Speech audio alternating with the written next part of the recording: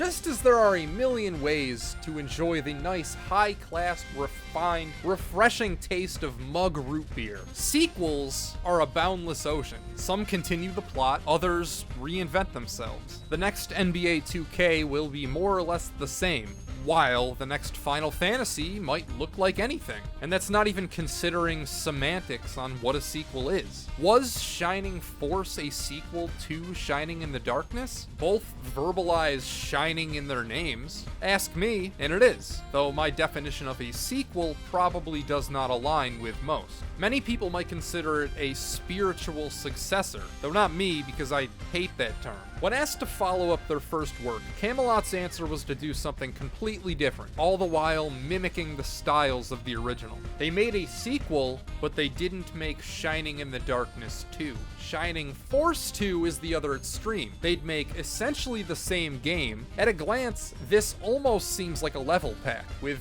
maybe granular improvements. Not that there's anything wrong with this approach, of course. Do you value sequels that reinvent everything from scratch, keeping only thematic or stylistic differences, or ones that take the original and then attempt to do it better? They're both valid philosophies. And they succeeded again. Shining Force 2, by every quantifiable category, at almost any angle you might choose to look at it, is a better game than its predecessor. Let's go on a little journey, little sidestep. Dragon Warrior 1, when you wanted to talk to someone, you hit A to open up a menu where a range of options appeared. On that menu, you could select Talk. In Phantasy Star, the next JRPG to come out as we know them, you ram your sprite physically into whomever you want to talk to initiate a conversation. Then Final Fantasy comes along, and you just need to hit A. And not just for talking to people, for doing anything, to examine a treasure chest, to open a door. Actually, to open a door, you just walk into it. It proved your primary action button should be context sensitive. Over the course of 3 games of iteration, all of this had been condensed into this.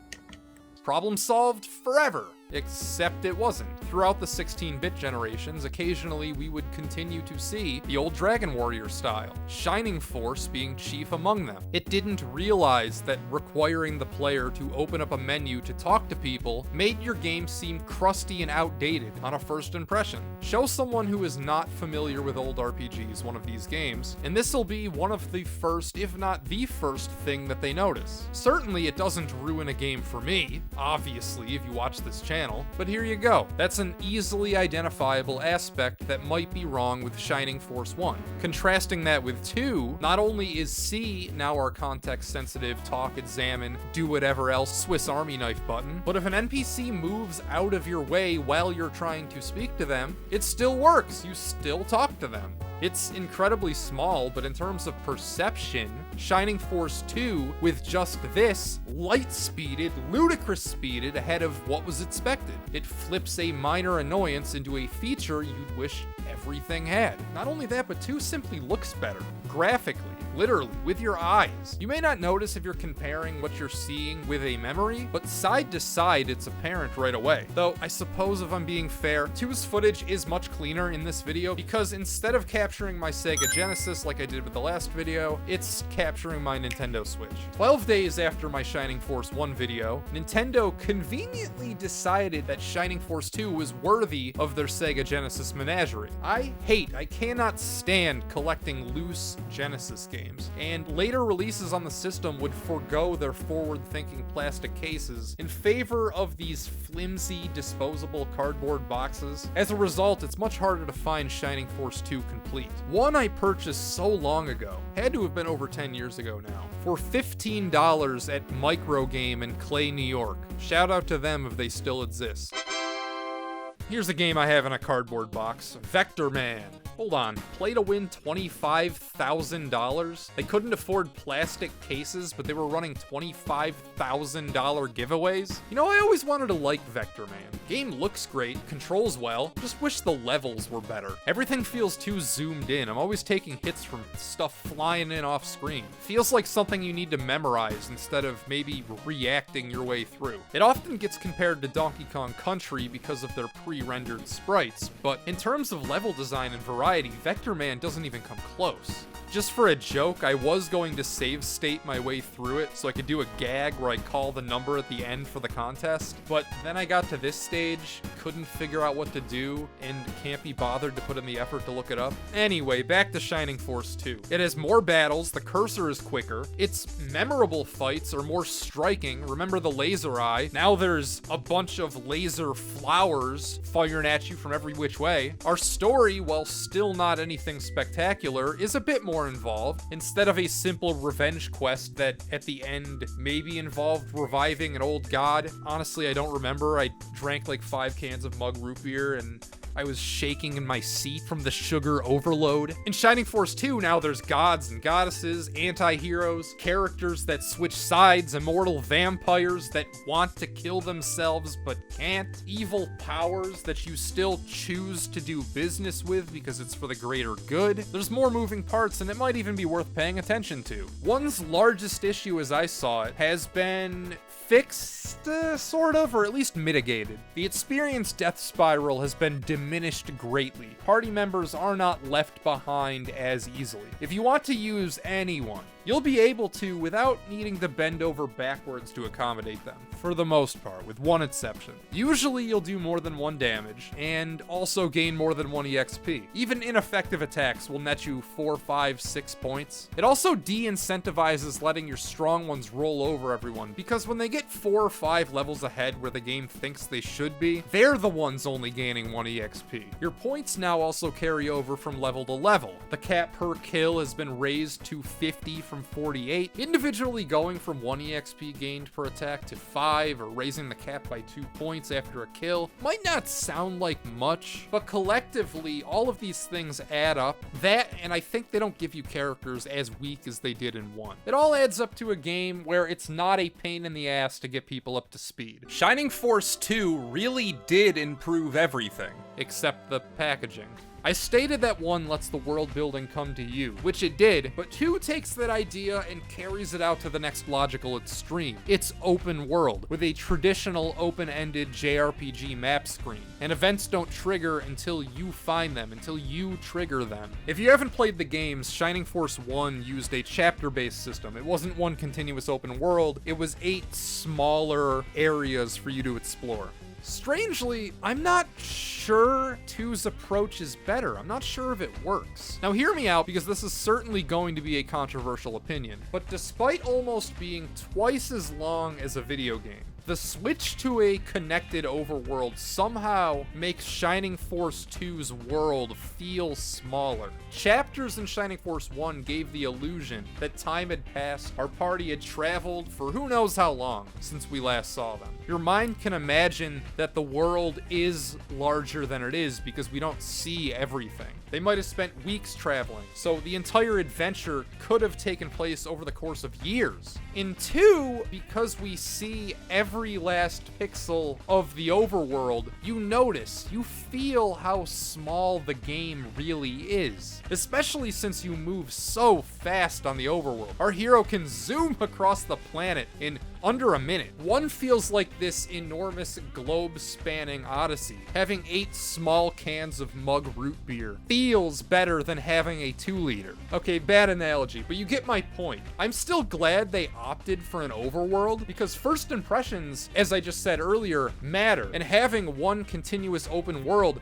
leaves a hell of an impression on the player, especially if you're trying to sell a product, which is what video games are. We see this even today. You hear 1 game has a large open world and this other has small individual levels. Our monkey brains are wired to gravitate towards the open endlessness. And to be fair, I only even prefer chapters in hindsight after finishing the game. While you're playing it, while I'm playing it, it's not something that I or you are going to be thinking about. So I'm not going to claim that it's better or worse. I'm going to say that I prefer chapters, and I'm just making the point that moving away from them was a trade-off. And I'm sure most people disagree with me. In fact, I know most people disagree with me. They prefer 2's approach. Though I will say, switching to an open world did undisputedly heighten a core aspect of what makes Shining Force itself. Secrets were a core pillar to the original Force, and they're only more secretive here. Now, instead of these little sandboxes to hide your little secrets in, we've got a huge open expanse where they can put secrets anywhere. And they went hog wild, man. My memory of this game was good enough that I didn't need to use a guide,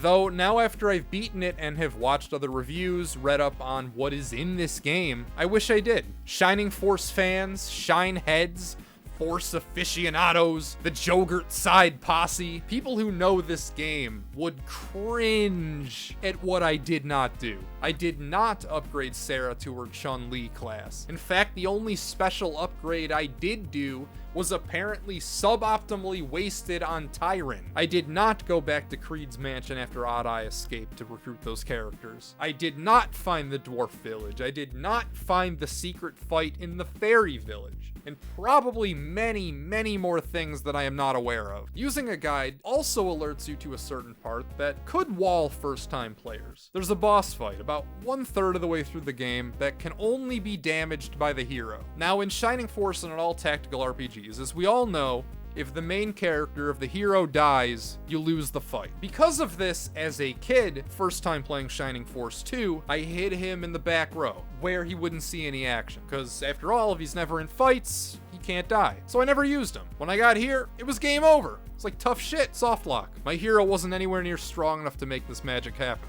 Anyway, in Shining Force tradition, the last thing I'll leave you with is a tier list. And it's a lot more simplified this time. We've got 3 tiers. Good, probably because I didn't use them, and bad. Move these guys up here.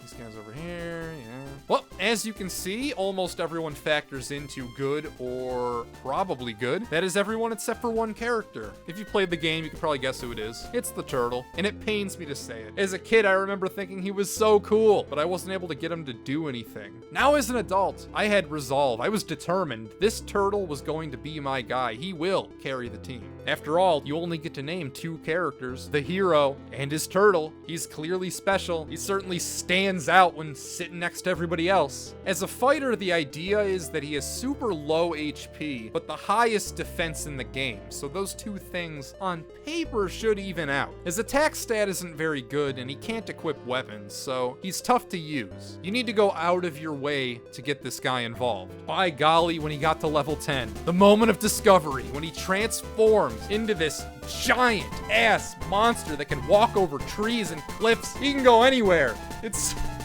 so amazing. And then you get into a fight, and he breathes fire! Holy shit! Unfortunately, the honeymoon does not last. It only breathes fire about 1 in every 5 attempts. When it happens, it's awesome, but he's unreliable. And his regular attack doesn't even seem like it's any better after the upgrade. And if this was his only shortcoming, I welcome that. I would still roll the dice with my man every time if that was the only thing holding him back. But his HP stays low, and late game enemies chew through his high defense. Just shred him to pieces. It doesn't matter who you're using, late game enemies all hit for 40, 50, or more damage, meaning that even an awesome, over-leveled turtle monster still gets one-shotted by everyone in the last 20-ish% of the game, which is a real shame. This guy is inspired. Anyway, that's all I got. Oh, except for one thing. A PSA if you're going to play this, when you start a new save file, there's a difficulty selector. I picked Ouch, only to learn later that either by design or by fuck-up, Super is actually the hardest choice. They swapped them. So if you want the hard mode, pick Super. Remember, never trust anyone who needs a haircut. Goodbye.